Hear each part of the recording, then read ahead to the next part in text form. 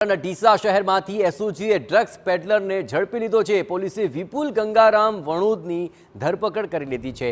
યુવક પાસેથી 18.27 ગ્રામ ડ્રગ્સનો જથ્થો ઝડપાયો છે।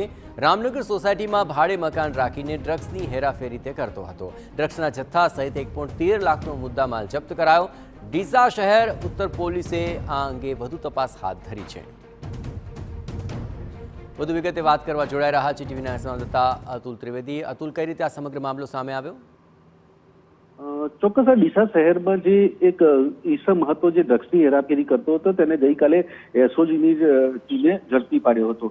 આ જે ઈસમ હતો તે પરપ્રાંતીય છે અને ડીસાની રામનગર સોસાયટીમાં ભાડે મકાન રાખી અને ડ્રગ્સની હેરાફેરી કરતો હતો।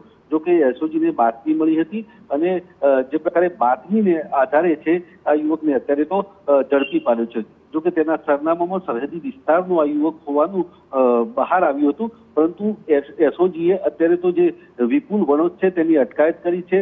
તેની પાસેથી 18.27 જે ગ્રામ ડ્રગ્સનો જથ્થો પણ ઝડપાયો છે। ત્યારે એસઓજીએ તેની જે અટકાયત કરી અને અત્યારે તો વધુ પૂછપરછ હાથ ધરી છે કે આ ડ્રગ્સ ક્યાંથી લવાતું હતું, ક્યાં ડિલિવરી કરાતું હતું અને આ તમામ પાસાઓને ધ્યાને રાખીને અત્યારે તો એસઓજી તપાસ ચલાવી રહી છે।